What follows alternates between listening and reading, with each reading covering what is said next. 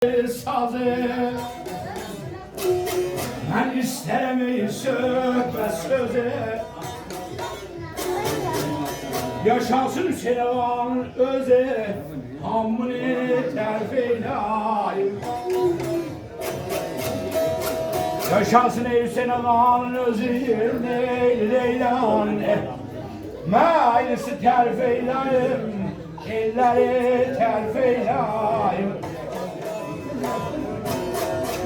yaşasın Ali Arıza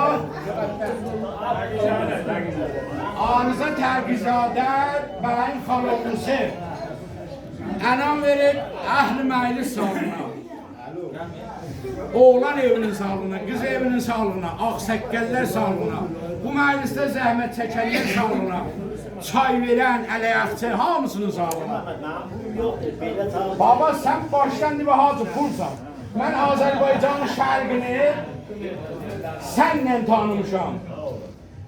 Çün səndə yaxçı adam idim, mən elə fikirdim Azərbaycan şərqdə qolay adam yoxdur.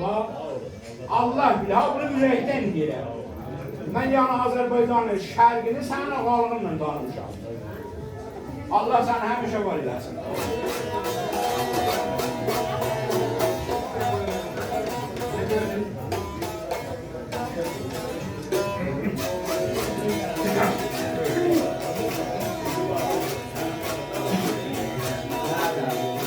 Ey şair gerek doğru yaza Nençi yazdı izini poza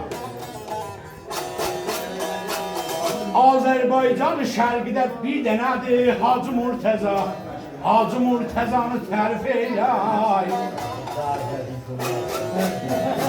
Azerbaycan şərqdə bir dənədir Hacı Murteza Leylan məclisi tərif eyləyim, məclisi tərif eyləyim.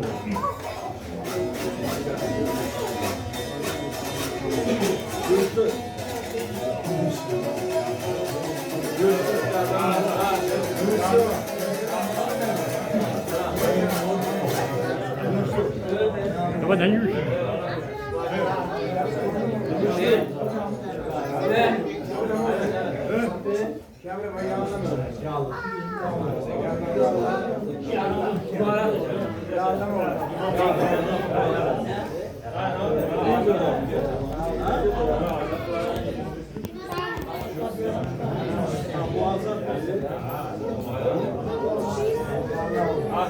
Yallah Hazar, hoş geldin. Hazar icazenle. İcazen var. Hoş geldin.